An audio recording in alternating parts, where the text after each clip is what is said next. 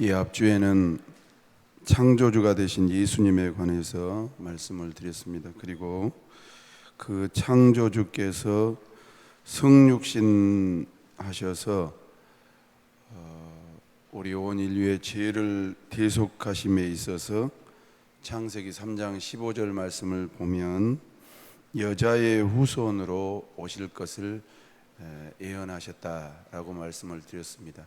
같이 한번 읽을까요? 제가 읽겠습니다. 내가 너로 여자와 원수가 되게 하고 내 후손도 여자의 후손과 원수가 되게 하리니 여자의 후손은 내 머리를 상하게 할 것이요 너는 그의 발꿈치를 상하게 할 것이니라 하시고, 저기 여자의 후손은 내 머리를 상하게 할 것이요 라는 이 구절이 성육신하신 또 죄와 원수 마귀를 멸하실 예수님에 대한 예표다, 원시복음이다 라고 말씀을 드렸습니다. 그리고 창세기 22장 8절 말씀에 보시면 참 희한하게 같이 읽을까요? 시작. 아브라함이 이르되 내 아들아 번제할 어린 양은 하나님이 자기를 위하여 친히 준비하시리라 하고 두 사람이 함께 나아가서 아브라함의 후손으로 메시아가 오실 것에 대한 또 예표적인 말씀이고, 미가서 5장 2절 말씀도 보시면 이 말씀은 준비가 됐네요. 베들레헴 에브라다야 너는 유다 족속 중에 작을지라도 이스라엘을 다스리는 자가 내게서 내게로 나올 것이라. 그의 근본은 상고의 영원에 있느니라. 메시아 탄생을 어디로 예표했냐면 베들레헴에 예표했다라고 말씀을 드렸습니다.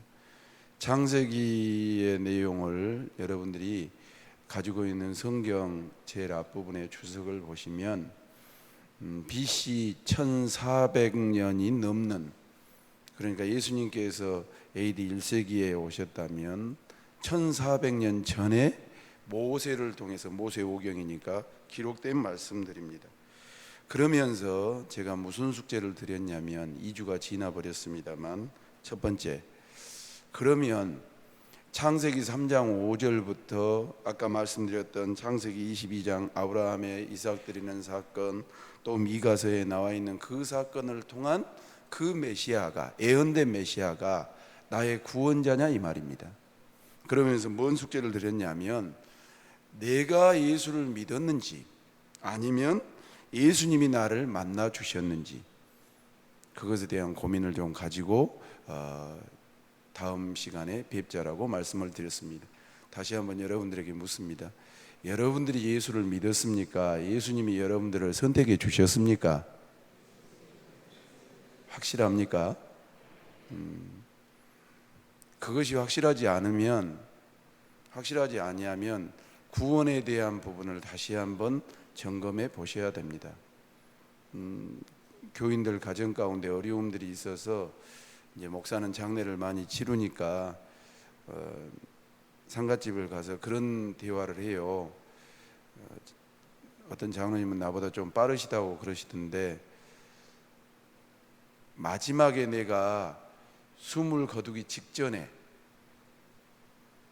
그런 거 있잖아요. 초가 온 초가 있는데 그것을 다 태우고 마지막 심지와 촉꽂이가 이제 초가 거의 바닥이 됐을 때 그것이 그 사람의 마지막 운명이라고, 끝이라고 볼 때, 여러분 초가 마지막 꺼지는 부분은 다 아실 겁니다. 간당하다가 탁 꺼지면 연기가 팍 나는 것처럼 누군가가 아니죠. 누구나 사람은 시작이 있으면 끝이 있고, 지금 우리는 어디로 가고 있냐면 죽음을 달려가고 있는데, 나라고 하는 고상석이라고 하는 존재가 마지막 숨을 몰아쉬고 있을 때 내 영혼에 대한 문제를 어떻게 해결해야 될 것인가, 잘 좀 생각해 보실 필요가 있습니다. 이것은 연세가 많으면 좀 더 가까이 온다라대요. 죽음이 친하게 온다고 그렇게 표현하시더군요. 그러나 젊은 분들도 병으로도 돌아가실 수가 있고 여러 가지 어려움 가운데 빠져서 갈 수 있는데, 그 상황에서 내가 예수님을 믿고 있다면, 붙잡고 있다면, 참 좋은 표현이지만 그 마지막 순간에 내가 놀 수도 있다라는 생각을 갖고 있을 수 있지만, 여러분, 주님이 내 영혼과 내 신앙을 붙잡아 주시고 긍휼히 여겨 주셔야 우리 영혼을 붙잡으셔서 천국으로 이사시켜 주실 줄로 믿습니다. 사랑하는 성도 여러분, 누구라고는 말하지를 못할 수 있겠으나 여러분들 안에, 여러분들이 예수님을 믿기로 작정한다면, 믿어서 이 자리에 오셨다면 다시 한번 생각해 보십시오. 성경 어느 곳도 내가 예수를 믿어서 천국 가는 것이 아니고 하나님의 일방적인 은혜로 우리 가운데 하나님의 백성 삼아주셨다는 사실을 기억하고, 다시 한번 오늘 설교 들으시고 집에 돌아가셔서 잠자리 들어가기 전에 혼자 계신 분도 계시고 부부간에 계신 분도 있지만 TV를 끄고 좀 불을 끈 다음에 내가 이대로 잠이 들고 내일 아침에 못 일어난다면 내 영혼은 어디에 가 있을 것인가 잘 생각하셔서, 여러분, 스데반 집사처럼 내 영혼을 불쌍히 여겨달라고 하나님의 손에 붙들림 받는 우리의 영혼이 되시기를 주님의 이름으로 축원합니다. 그것이 구원입니다. 두 번째로 뭔 질문을 드렸냐면, 내가 믿는 예수가 어떤 분인가? 다시요. 내가 믿는 예수가 어떤 분인가? 하나님이신 분이, 또 하나님의 아들이신 분이 성육신 하셔서 구원자로 오신 분으로 나는 믿는가? 아니면 우리가 너무나도 잘 아는 성인이나 또한 종교 지도자인지, 나의 믿음의 대상 정도로만 생각하는지, 메시아이신지 아니면 구원자이신지 아니면 성인이나 종교 지도자인지, 나의 필요에 따라서 움직여 주시는 그런 분인지에 대한 숙제를 가지고 여러분들이 고민해 보라고 말씀을 드렸습니다. 사랑하는 성도 여러분, 우리가 매번 예수의 이름으로 기도하고 예수님을 사랑한다고 그러고 예수님을 찬양하지만 그분은 하나님이신 분입니다. 아멘입니까? 그리고 그분은 하나님의 아들이신 것을 깨달아 하시기를 주님의 이름으로 축원합니다. 무엇 때문에 이 땅에 오셨습니까? 그분이 이 땅에 오실 이유가 없는데 온 인류의 죄 때문에, 죄악 때문에 오셨고, 나와 여러분들의 그 추악한 죄악 때문에 오셨다라는 것을 성경은 말씀하고 있습니다. 조금 진도 나가겠습니다. 심지어는 구약 성경에 보면 예수님께서 갈릴리 지방을 중심으로 사역하실 것에 대해서도 미리 말씀하셨습니다. 이사야 9장 1절 말씀 좀 한번 보시죠. 1, 2절 같이 보십시오. 천천히 찾아보세요. 시작. 전에 고통받던 자들에게는 흑암이 없으리로다. 옛적에는 여호와께서 스불론 땅과 납달리 땅이 멸시를 당하게 하셨더니 후에는 해변길과 요단 저쪽 이방의 갈릴리를 영화롭게 하셨느니라. 2절. 흑암에 행하던 백성이 큰 빛을 보고 사망의 그늘진 땅에 거주하던 자에게 빛이 비칠 것이다 라고 말씀하셨습니다. 이사야서는 아까 창세기가 한 1400년 전의 기록이다면 이사야서는 BC 700년에서 680년 전에 기록된 글입니다. 여러분, 지금 우리가 살고 있는 2019년에서 6, 700년 전을 생각해 보십시오. 그러면 조금 머리가 빠르신 분들, 역사를 좀 하셨던 분들은 어디로 돌아가야 되지? 아마 더 틀 것입니다. 조금 공부를 많이 안 하신 분들은 아이고 복잡한데 뭘 그런 것까지 계산해. 까마득한 옛날입니다. 까마득한 옛날입니다.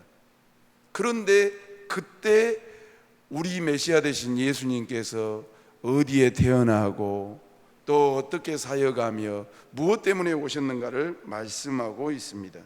여기 이사야 9장 2절 말씀에 보면 큰 빛은 세상에 생명을 주러 오신 예수 그리스도를 말합니다. 요한복음 1장 4절 말씀을 보시죠. 시작. 그 안에 생명이 있었으니 이 생명은 사람들의 빛이라.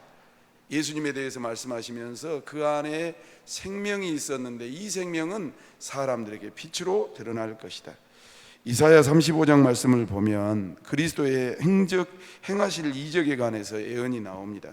그런데 너무 흡사하세요.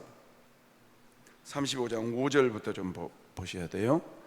보세요. 그때 맹인의 눈이 밝을 것이며 못 듣는 사람의 귀가 뭐 할 것이며 열릴 것이며 그때 저는 자는 사슴같이 뛸 것이며 말 못하는 자의 혀는 노래하리니 이는 광야에 물이 솟겠고 사막에서 시내가 흐를 것임이라. 여러분들은 지금 읽으시면서 이사야 선지자가 기록해 놓은 메시아에 대해서 이야기를 하고 아마 읽으시면서 예수님께서 오셔서 눈먼 자를 눈뜨게 하고 병든 자를 고치고 저는 자를 온전하게 걷게 하는 그 말씀을 읽으셨겠지만 떠올리시겠지만 저는 무슨 생각이 드냐면 여러분 이런 곳이 우리가 갈 하나님 나라인 줄로 믿습니다. 여러분 아십니까? 현상 세계의 구약에서 또한 예수님 당시에 그것이 이루어진 것도 신묘막측하지만 우리가 천국을 갈 것을 생각해 보면 설레이지 않느냐 이 말입니다. 그리고 이사야 53장 누가복음 7장 말씀 보셔야 돼요. 예수님 당시의 말씀 18절부터 22절 보지요. 이 내용은 뭔 내용이냐면 봐보세요. 세례 요한과 예수님이 사역을 비슷한 시기에 하셨는데 초창기 사역은 누가 훨씬 하셨냐면 세례 요한이 훨씬 센세이션한 사역의 역할을 감당했습니다. 아시는 것처럼 얼마나 이게 견제 세력이 됐냐면 왕으로 하여금 머리를 잘라서 이 바칠 만큼 그렇게 이 충격적인 사역들이 세례 요한을 통해서 나타났습니다. 한참 사역을 하고 세례를 주고 회개하고 그리고 제자들이 늘어가고 있는데 한편에서 누가 섰냐면 예수님이 서신 겁니다. 예수님이 사역을 시작했어요. 그러니까 세례 요한이 사역을 엄청나게 잘하고 있는데 또 한편에서 예수님께서 세례 요한과 같은 사역이 일어난 겁니다. 그리고 세례 요한은 옥에 갇혔습니다. 그러니까 제자들이 면회를 가서 자꾸 예수님에 대해서 이야기를 한 겁니다. 자, 그리고 읽으십시다. 시작. 요한의 제자들이 이 모든 일을 그에게 알리니 요한이 그의 제자 중 둘을 불러 주께 보내어 이르되 잠깐만요. 따라합시다. 오실 리가 당신이니까. 세례 요한의 머릿속에는 무슨 사상이 있었다는 뜻입니까? 따라합시다. 메시아 대망 사상. 구약 성경을 제대로 읽고 있고 인식하고 있는 사람이라면 분명히 이 인류를 구원할 메시아가 오실 것인데 자기가 열심히 사역해서 부흥도 일으키고 회개도 일으키고 또 놀라운 역사들이 제자도에서 세워놨는데 감옥에 갇혀가지고 예수님의 하시는 사역을 들어보니까 이게 그 안에 있는 메시아 대망사상이 확 올라온 겁니다. 사랑하는 성도 여러분, 우리가 미국도 쳐다보고 중국도 쳐다보고 러시아도 쳐다보고 일본도 쳐다보고 북한도 쳐다보지만 여러분 우리의 관심이 문재인 대통령도 쳐다보고 또 야당도 쳐다보고 세계 경제도 쳐다보고 부동산도 쳐다보고 주식도 쳐다보지만 우리의 관심이 주 오심을 항상 촉을 세우고 있는 영성의 소유자가 되시기를 주님의 이름으로 축원합니다. 아십니까? 목사를 쳐다봐야 됩니다. 장로님을 쳐다봐야 됩니다. 권사회를 쳐다봐야 됩니다. 주일학교를 쳐다봐야 됩니다. 그러나 세례 요한과 같이 주님이 나팔 불고 재림하실 것을 고대하면서 살아야 된다 이 말입니다. 두 사람을 보내어서 그에게 첫 질문이 무엇이냐면 오실 그이가 당신입니까? 라고 질문을 해라. 밑에서 두 번째 줄 같이 볼까요? 시작. 우리가 다른 일을 기다리오리까 하라 하매 다음 그들이 예수께 나아가 이르되 세례 요한이 우리를 보내어 당신께 여쭈어 보라고 하기를 오실 그이가 당신이오니까 다른 일을 기다리오리까 하더이다 하니 마침 그때 예수께서 질병과 고통과 및 악기 들린 자를 많이 고치시며 또 많은 맹인을 보게 하신지라. 예수께서 대답하여 이르시되 너희가 가서 보고 들은 것을 요한에게 알리되 맹인이 보며 못 걷는 사람이 걸으며 나병 환자가 깨끗함을 받으며 귀먹는 사람이 들으며 죽은 자가 살아나며 가난한 자에게 복음이 전파된다고 해라. 할렐루야. 여러분, 세례 요한의 신앙이 우리 가운데 있어야 됩니다. 그리고 예수님께서 하셨던 일이 우리 가운데 행해져야 됩니다. 그리고 주 오셨을 때 이런 아름다운 일들이 우리 가운데 일어날 것을 기억하면서 우리는 항상 마음에 생명의 씨가 있는 능력 있는 그리스도인들이 되시기를 주님의 이름으로 축원합니다. 그러면 고난도 이겨낼 수 있습니다. 그 메시아 대망 사상을 가지고 주 오심을 기다리는 성도들은 이 땅에 소망을 두지 않습니다. 소망을 두지 말라라니까 돈도 벌지 마십시오, 일도 하지 마십시오, 그런 뜻이 아니라 돈도 버십시오, 자녀도 키우십시오, 가정도 이루십시오. 그러나 그런 것들은 이 땅에서 하나님께서 우리에게 허락하신 일이고, 주인 되시는 주님이 오시고 아버지 되시는 아빠 되시는 하나님이 우리를 맞이하면 여러분 이 땅에 그대로 놔두고 할렐루야로 주를 영접하는 하나님의 종들로 살아야 될 줄로 믿습니다. 여러분, 그 일을 누가 하냐면 목사가 하는 것입니다. 그 일을 먼저 은혜 받은 성도들이 깨닫고 항상, 제 표현입니다, 머릿속에 장착하고 내 심령 속에 장착해서 세상이 어떻게 돌아가는가, 기후가 어떻게 돌아가는가, 사람들의 마음이 어떻게 돌아가는가, 영계가 어떻게 돌아가는가를 준비하면서 주님 오시는 발자취 소리를 들어야 되는 것입니다. 그리고 이사야 53장 말씀을 보면 더 희한하지요. 구세주가 당하실 고난에 대해서 예표하는데 소름이, 설교 준비하면서 소름이 끼칠 만큼 똑같아 버립니다. 1절부터 보시겠습니다. 잘하는 말씀이지요. 1절부터 9절 쭉 읽겠습니다. 시간 없으니까 시작. 우리가 전한 것을 누가 믿었느냐? 여호와의 발이 누구에게 나타났느냐? 그는 주 앞에서 자라나기를 연한 순과 같고 마땅에서 나온 뿌리 같아서 고운 모양도 없고 풍채도 없은즉 우리가 보기에 흠모할 만한 아름다운 것이 없도다. 그는 멸시를 받아 사람들에게 버림을 받았으며 간고를 많이 겪었으며 질고를 아는 자라. 마치 사람들이 그에게서 얼굴을 가리는 것 같이 멸시를 당하였고 우리도 그를 귀히 여기지 아니하였도다. 그는 실로 우리의 질고를 지고 우리의 슬픔을 당하였거늘 우리는 생각하기를 그는 징벌을 받아 하나님께 맞으며 고난을 당한다 하였노라. 그가 찔림은 우리의 허물 때문이요 그가 상함은 우리의 죄악 때문이라. 그가 징계를 받음으로 우리는 평화를 누리고 그가 채찍에 맞음으로 우리는 나음을 받았도다. 우리는 다 양 같아서 그릇 행하여 각기 제 길로 갔거늘 여호와께서는 우리 모두의 죄악을 그에게 담당시키셨도다. 그가 곤욕을 당하여 괴로울 때에도 그의 입을 열지 아니하였으며 마치 도수장으로 끌려가는 어린 양과 털 깎는 자 앞에서 잠잠한 양같이 그의 입을 열지 아니하였도다. 그는 곤욕과 신문을 당하고 끌려갔으나 그 세대 중에 누가 생각하기를 그가 살아있는 자들의 땅에서 끊어짐은 마땅히 형벌을 받을 내 백성의 허물 때문이라 하였으리요. 그는 강포를 행하지 아니하였고 그의 입에 거짓이 없었으나 그의 무덤이 악인들과 함께 있었도다. 아멘. 여기 진술된 대로 예수 그리스도께서는 제왕의 아들이 아닌 가난한 목수의 아들로 오셔서 사람들의 무시를 당하셨습니다. 그 자신 목수 노릇을 하시면서 인생의 어려움을 처해 보셨습니다. 드디어는 아무 죄도 없으면서 신문을 받고 채찍도 맞고 십자가에 못 박혀 죽임을 당했습니다. 그리고 부자인 아리마대 요셉이 받은 새 무덤에 장사되었습니다. 그리고 시편 16편 10절 말씀 다 같이 한번 보시죠. 예언한 대로 시작.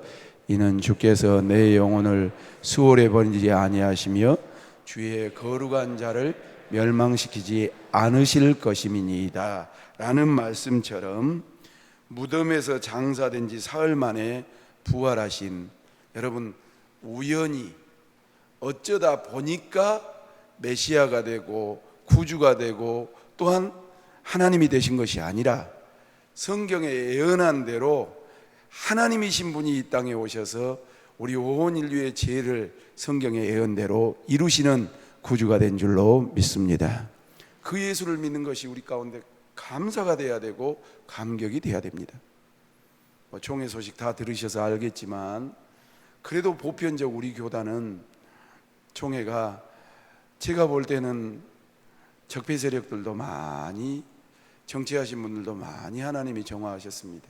따라하십시다. 하나님은, 크게 하십시다. 하나님은 살아계신다. 얼마나 감사한지 몰라요. 참 그런 불법적이고 부조리한 이야기를 들으면 이게 예수 믿는 사람들의 공동체냐 그런 생각이 드는데 참 미안하죠. 하나님께 싹, 전라도 표현이 너무 좋아요. 뭐에 불어요? 다 아시면서 뭐에 불어요?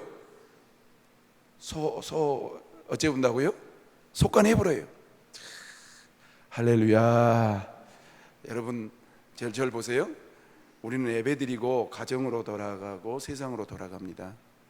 그래서 직장생활도 하고 사회생활도 하고 또 합니다. 그러나 뭘 믿어야 되냐면 하나님의 살아계심을 믿으시기를 주님의 이름으로 축원합니다. 악을 행하는 자는 반드시 하나님께서 징벌하십니다. 아시는 것처럼 우리 교단 말고 타 교단에서 슬픈 일이 벌어졌습니다. 슬픈 일이 벌어졌어요. 통탄해하고 싶은 생각이 아마 한동안 그것 때문에 그 교단뿐만 아니라 기독교는 한참 힘들 것입니다. 방금 우리가 이사야 53장 1절로 9절 말씀을 쭉 읽었지만 주님의 행적과 너무 다른 일들이 벌어집니다. 사랑하는 성도 여러분, 중요한 사실은 구약 성경의 이 같은 예언들이 예수 그리스도를 통해서 그대로 성취되었다는 것입니다. 그러므로 어떤 탁월한 학자가 나와서 예수님이 구주가 아닌 증거를 산더미처럼 제시한다 할지라도 이 자리에 계신 분들이 아이고 목사님의 그냥 의도적으로 깨맞힌 말씀이지 라고 속으로 생각하신지 몰라도 앞으로 소개한 성경의 예언들을 능가할 수 없기 때문에, 방금 우리가 공부했던 성경들을 뒤집어 볼 수 있는 능력이 없기 때문에 그런 분들의 주장은 아무 소용이 없다라는 사실을 우리는 기억하셔야 됩니다. 우리 주님은 어떻게 오셨냐면, 저를 보십시오. 사람들이 만들어서 나타난 신이 아닙니다. 어떤 철학적이고 또 인문학적이고 수사학적인 그러한 신이 아닙니다. 하나님의 말씀에 예언되고 또한 하나님의 창조 경륜 가운데 들어가 있는 그분이 약속대로 또 성경에 언약하신 대로 이 땅 위에 오셔서 이루시고 역사하시고 우리에게 소망을 주신 그런 메시아임을 기억하면서 다시 한번 강조합니다. 교회 생활로 감사하지 말고 예수님을 나의 구주로 모시는 것 자체 하나만으로 감사할 수 있으시기를 주님의 이름으로 축원합니다. 예수 없는 교회는 없습니다. 예수 없는 성도는 없습니다. 예수 없는 직분자는 없습니다. 내 안에 예수가 있기 때문에 내가 성도 될 수 있습니다. 아멘입니까?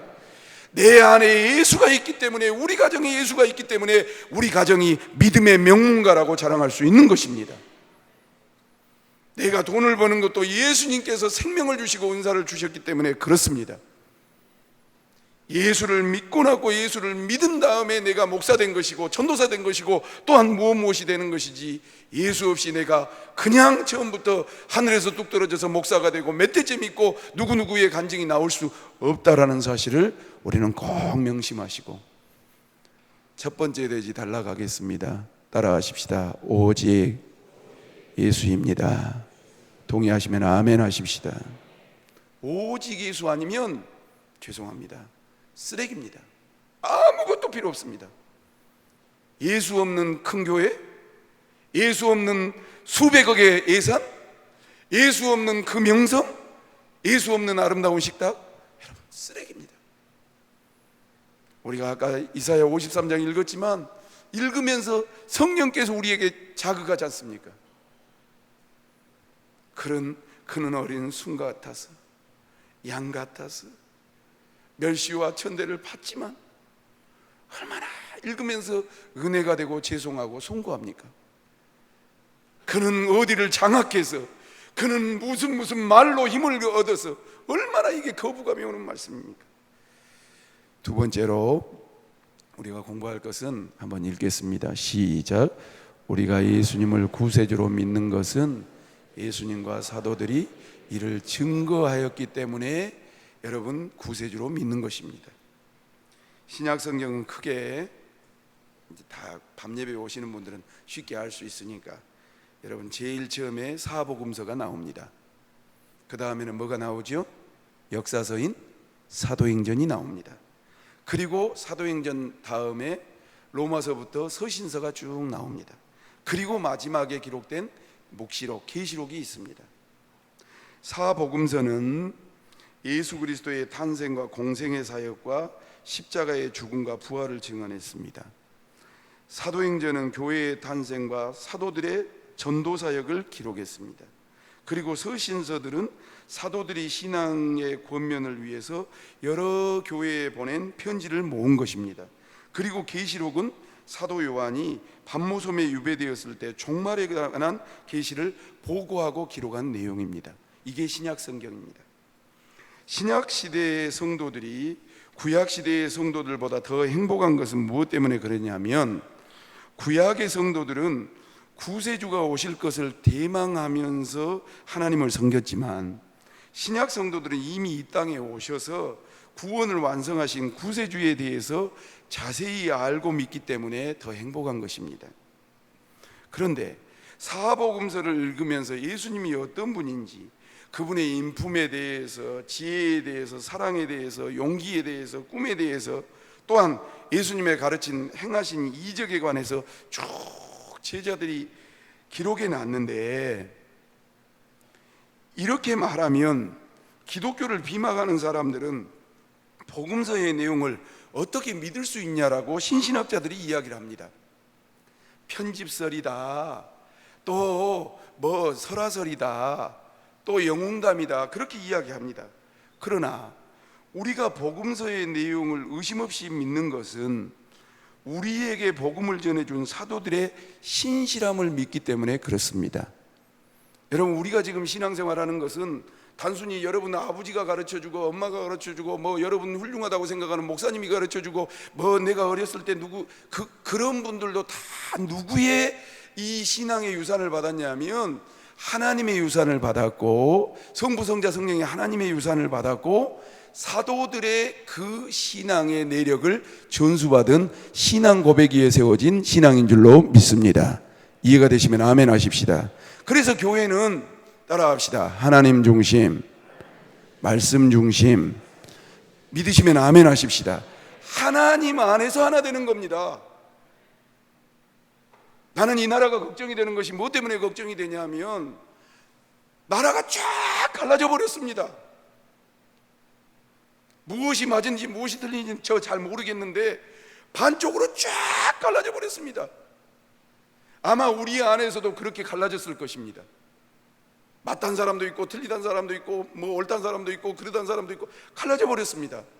그러나 예수 믿는 사람은 어디로 하나 되어야 되냐면 하나님 아버지 아래에서 자녀인 것으로 하나 되어야 될 줄로 믿습니다. 우리 안에는 성령님이 계십니다. 아멘입니까? 우리 안에는 하나님의 말씀이 있습니다. 동의하시면 아멘 하십시다. 우리 안에는 나를 위해서 십자가에 달려주신 예수 그리스도의 대속의 은혜가 있다는 것을 우리는 기억해야 될 것입니다. 그런데 우리가 복음의 내용을 의심 없이 믿는 것은 복음을 전해준 사도들의 신실함을 믿는 것인데, 그러면 사도들은 이 말씀 들으면 아이 목사님, 베드로는 흠이 없습니까? 야고보는 흠이 없었습니까? 그렇게 이야기할 수 있겠으나 사도들은 그들이 전한 복음을 자신들의 피로써 보증했던 것을 알 수가 있습니다. 아시는 것처럼 사도들은 순교의 피를 흘리면서 자신들이 전한 복음의 진실됨을 입증했습니다. 이 세상에 거짓을 위해서 자기 목숨을 바칠 사람은 아무도 없습니다. 그러나 예수님 밑에서 그 볼품없었던 그분들, 영적인 이야기하면 육적인 이야기하고 또 하나님 나라를 이야기하면 세상 나라를 생각했던, 자기들끼리 악입의 다툼을 했던 그 과정이 있었던 제자들이지만, 그분들이 성령 받고 예수의 죽으심과 부활하심과 승천하심을 본 다음에 주님이신 예수 그리스도를 위해서 자기 목숨을 바쳐서 정말로 희생한 것을 조금도 주저하지 않았다라는 사실입니다. 성도 여러분, 무엇보다도 예수님께서 그래서 오늘 이 말씀을 제자들에게 주신 것 같습니다. 여러분들은 제자들의 죽음 앞에 우리의 신앙을 한번 비교해보고 대비해 보시길 바랍니다. 요한복음 14장 6절입니다. 다 같이요, 시작. 예수께서 이르시되 내가 곧 길이요 진리요 생명이니.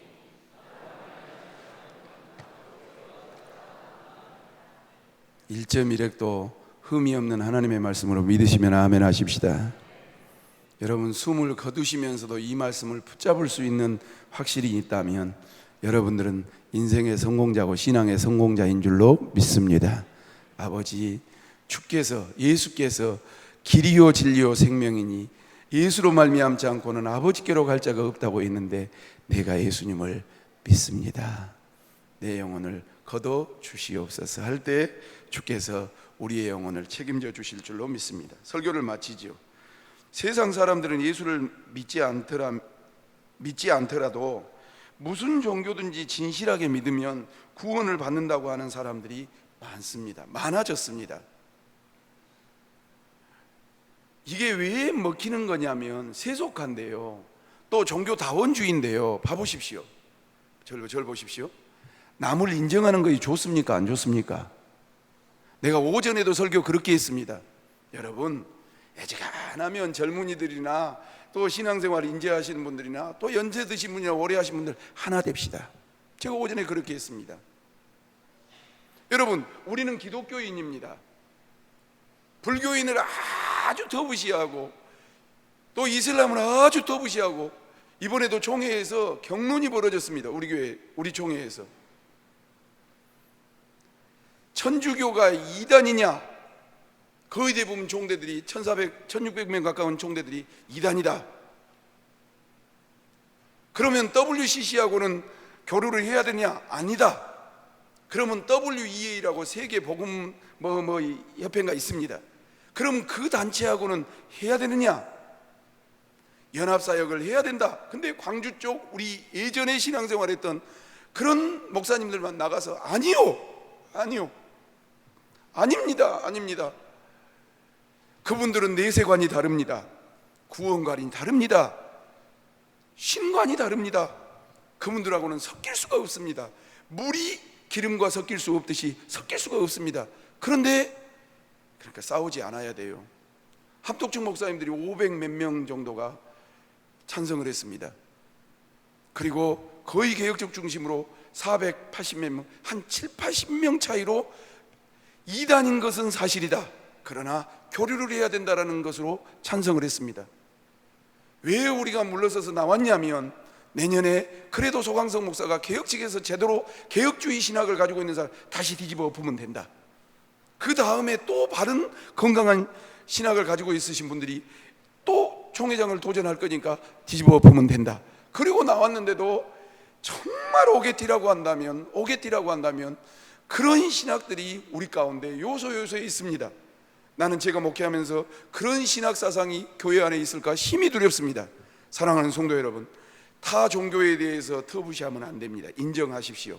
그러나 우리 안에 절대 진리인 예수 외에는 구원이 없다라는 그 구원관까지 흔들리지 않으시기를 주님의 이름으로 축원합니다. 그분들을 불쌍히 여겨야 됩니다. 그분들을 막 경멸하고 사탄이라고 그러고 그래서는 안 되지만, 우리 안에 정말 참신은 누구인가? 누구 때문에 우리는 천국을 갈 수 있고 누구를 믿지 아니하면 지옥을 가는가? 이 땅 위에 사는 날 동안 나는 누구를 붙잡고 무엇을 믿고 살아야 되는가에 대한 것은 분명하게 알아야 되는 것입니다. 제가 서로 화합하고 살고 또 이게 손잡고 살려는 소리는 인간적인 면에서 동역하라는 소리지 절대 진리까지 섞자라는 소리가 아니라는 사실을 꼭 오해가 없으셨으면 좋겠습니다. 세상 사람들은 무슨 종교를 믿든 간에 결국은 구원받는다고 말을 하지만 그들이 그렇게 말하는 근거가 무엇입니까? 주님은 분명히 말씀하고 있습니다. 내가 곧 길이요 진리요 생명이니 따라합시다. 나로 말미암지 않고는 아버지께로 갈 자가 없느니라. 오직 예수의 신앙으로 굳건하게 서야 될 줄로 믿습니다. 사람이 좋아서 교류하는 것과, 잘 들으십시오. 설교 끝났습니다. 사람이 좋아서 불교 신자든지 천주교 신자든지 이슬람 신자든지 도교 신자든지 이렇게 사람과 사람이 교류하는 것과 신관과 구원관과 내세관이 섞이는 것과는 천지 차이입니다. 영적인 것은 물과 기름이 섞일 수가 없습니다. 여러분, 불신자가 됐든 타종교인이 됐든 맛있는 거 있으면 나눠 드십시오. 그리고 친절하게 하십시오. 사랑하십시오. 그러나 그분들이 말하는 사랑과 그분들이 말하는 구원과 그분들이 말하는 절대자의 대상과 우리가 말하는 절대자와 사랑과 구원은 천지차이인 것을 명심하면서 옥석을 가리고 분명하게 신앙 위에 서서 이 땅 위에 사는 날 동안 섞일 것은 섞이지만 또 섞이지 않아야 될 것까지 내어주지 않는 그러한 믿음의 굳건한 절개가 있는 우리 모두가 되시기를 주님의 이름으로 축원합니다. 설교 마쳤습니다. 따라합시다. 오직 뭐지요? 예수. 아멘. 기도하겠습니다. 하나님 아버지, 우리가 무엇 때문에 하나님의 원수였던 저희들인데 구원받았고 성도가 되었고 하나님과 내주하며 그분과 교제하며 살고 그분의 말씀 따라서 그분의 나라를 바라보고 이 땅 위에서 치열한 영적인 전쟁을 싸우는지 하나님 오늘 오직 예수라는 말씀으로 하나님 우리가 분별해 들었습니다. 우리 중앙장로교회 말세지 말에 참 복음 위에 세워지는 능력 있는 제단이 될 수 있도록 주님 인도하여 주시옵소서. 세상 사람들과 하나님 아버지 사랑하고 살게 하시고 또 베풀고 살게 하시고 섬기고 살게 하시고 이해하고 살지만 그 영혼들을 불쌍히 여기고 예수 없는 삶이 얼마나 어려워지고 무서워지고 정말로 돌이킬 수 없는 아픔이 생기는가를 깨닫고 그 영혼들을 전도해서 오직 예수의 사람 길과 진리와 생명이 되신 주님 앞에 인도하는 우리 중앙장로교회가 될 수 있도록 역사하여 주시옵소서. 그 반석 위에 든든하게 서서 주 나팔 불고 재림하실 때 칭찬받는 우리 모두가 되어지기를 간절히 바라옵고 예수님 거룩하신 이름으로 감사기도 올리옵나이다. 아멘.